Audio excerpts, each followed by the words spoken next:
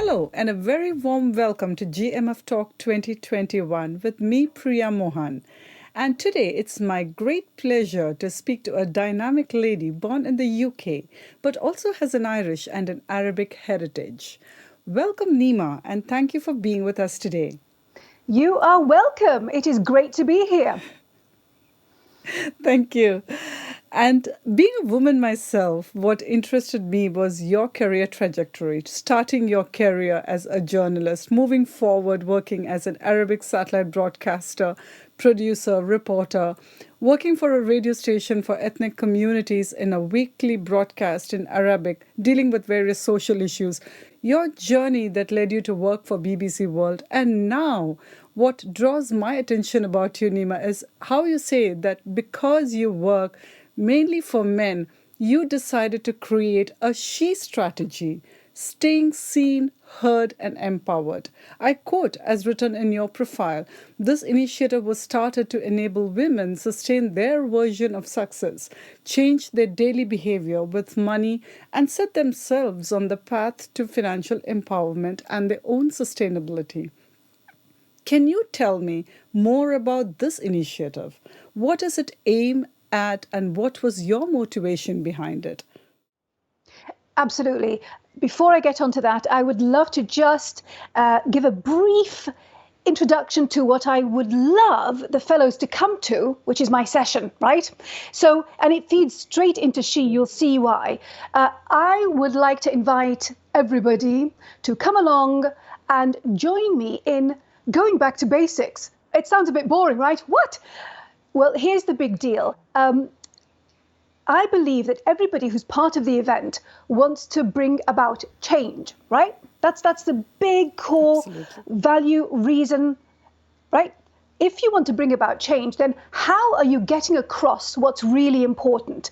That's the core skill that I want to drill down to in my session, which is how do you communicate effectively in a way that resonates with whoever it is you're speaking with? Because that's the only way you can get their attention. And if you have people's attention, then the rest can happen. The reason I say this is because the same core skills that are about how we communicate are the reason I created She Strategy. You're absolutely right. The starting point is that I mostly work with men. And because I mostly work with men, I'm often the only woman on stage, in the room. I thought to myself, this isn't fair. Where's everybody else? And because I do a lot of work in behavioral economics, I know that women end up poorer later on in life. Doing a lot of research led me to this core belief that I have, which is being able to communicate effectively is actually at the core of a great life. When we do this, it means you can self-advocate. So self-advocating is really important if you are in a job, a role, a relationship, a country. It doesn't matter, right? To be able to self-advocate in a way that gets interest and changes behavior, right? And the same core skills that allow you to do things like self-advocate and communicate effectively in your daily life are exactly what journalists need too. So there's a difference between pushing out information and filling the columns and filling the airspace, and between deliberating over what is it that you want to get across here, why is it important, and then how do you do it in a way that makes people interested and do something about it. There you go. Really interesting, Nima, talking about communication because you also hold a master degree in science. So, what was your experience with regards to the whole pandemic so far in terms of the communication of the medical findings through media, for example? Do you think the pandemic has made made the work by women more visible to the public? Okay, so that's a really good point, but I'm going to break it down into two parts. So I have a master's in medical engineering. Brilliant. And for example, I was the only woman in my year doing the master's. I mention this because, again, it's the idea of what you just said, visibility, presence of women, and so on. But let me take the first part, which is the idea of communicating effectively around something like a pandemic. Wow. I mean, talk about communication, the effect, the knock-on effect of what that has had on economies of countries, people's lives, and all the rest of it. What happened in many cases is this typical human thing, which is, this is important information, I have to get it out there. But it doesn't take into account who it is they are addressing. So what stakeholder are they communicating with? And what is it that that person, that stakeholder, will respond to, is interested in, is concerned about. When we communicate things in an effective way, which takes into account who we're speaking to, what their issues are, then we do it in a different way. We're not pushing out information that can be then ignored, misunderstood, all the rest of it. We do it in a way that actually mitigates that risk of a wasted opportunity, and in this case, people dying, right? Because that's the upshot. If you don't do the right thing, people can die. So it's really brought to the fore for me the big idea, which is what my session is about, which is this. We can have all the technology in the world. We can talk about disruption, artificial intelligence, all the rest of it. If we don't have the core skill of communicating effectively, it's irrelevant, right? So we don't use it effectively, we don't get the results that we need. So that's from the communication side in the pandemic. As for women, okay, so a lot of people initially thought, brilliant news, now companies will realize that women can work from home. Women don't need to jump through hoops to get to work every day. Well, actually, the reality is that women have been hit hardest. Women have gone back in time in terms of their rights and their financial independence. Why? Because it has fallen upon mothers especially to do the big juggle again. So they are being pulled into different directions once again, carer versus career.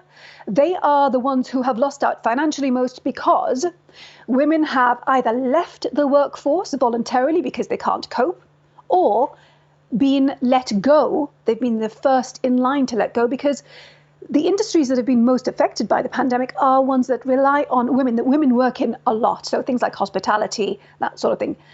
So what could have been an interesting plus that comes out of this horror is actually more bad news for women. And I'll share one key point of information. Did you know that in December in the US, every single job that was lost was a woman losing her job?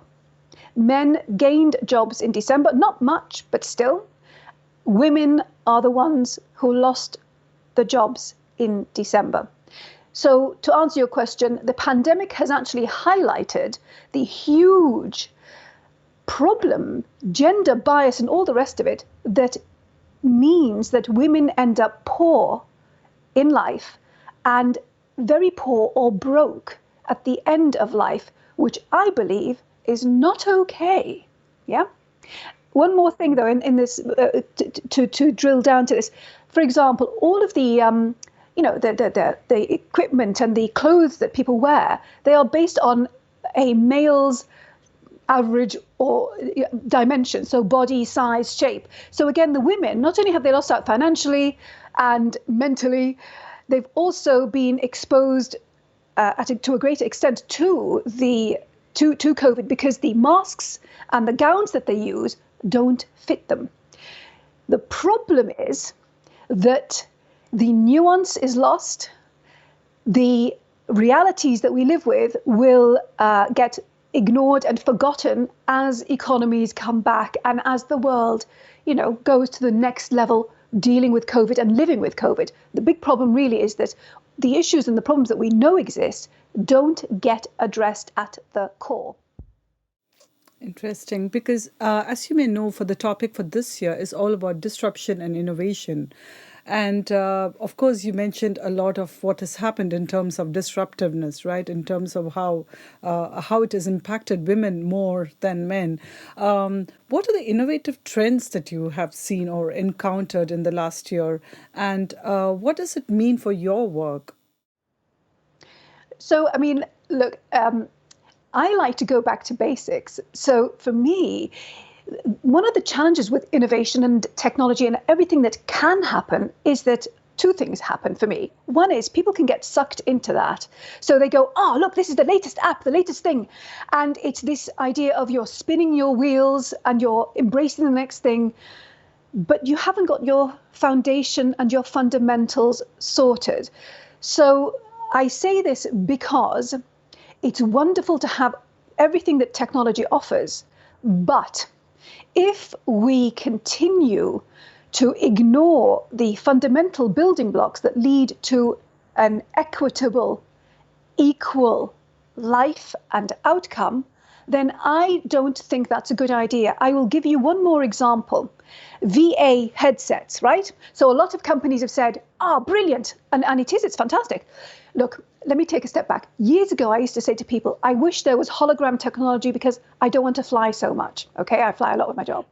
And then COVID hit, and suddenly there was a big push towards virtual meetings and how can we level it up? So things like these VA systems and headsets came into play, right? Brilliant. We can all feel that we're in the same room. Woohoo! Did you know that a certain percent of people will feel very nauseous when they use these headsets? And that the women will be subjected to the most discomfort because they are not made to fit their heads.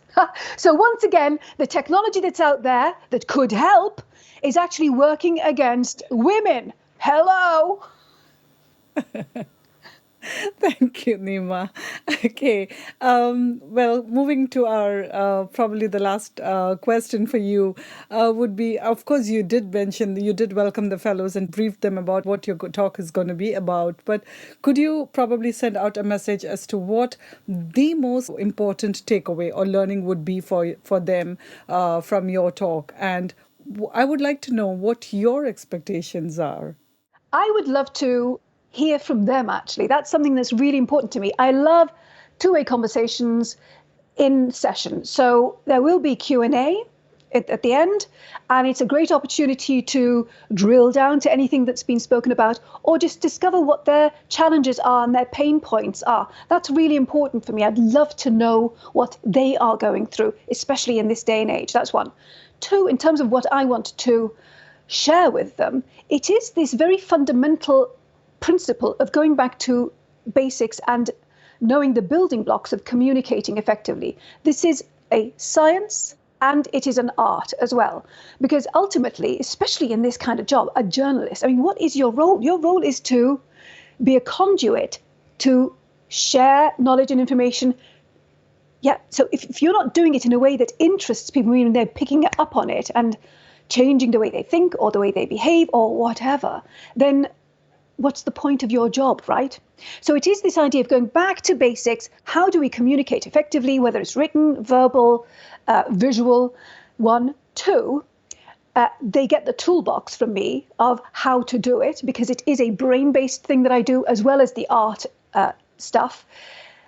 But there's one key thing that I want to highlight as well, which is because we are human, we are inherently biased. There is no such thing as an unbiased person. So taking this on board, how do we deal with that? How do we deal with that both in terms of what we do, but also in terms of who is receiving this information? So that's another thing that I want to plant in people's minds, along with the idea of equality. So my definition of equality is very specific, which is it's about equal outcome, not equal opportunity, because you can have an opportunity, but you can't take it if the system or the support doesn't enable you to do that. So these are all things that will be fed into their role as journalists, why it's important that they know these things and behave it in their own life and in what they put out and share with the world. Thank you. Thank you, Nima. As an award-winning broadcast journalist, former BBC World President and columnist Nima, I'm sure more than 50 young media professionals who have already registered for your workshops. They would be excited to be listening and gaining a lot of insight from you. And I'm sure more fellows would be wanting to be present for your talk on the 14th of June. For those of you who have not yet registered for the talk, you may do so with the link that we have sent you all. So until then, take care, stay home, stay safe. Thank you. And thank you, Nima, for having us. You are more than welcome. Looking forward to it. Bye. Bye, Nima.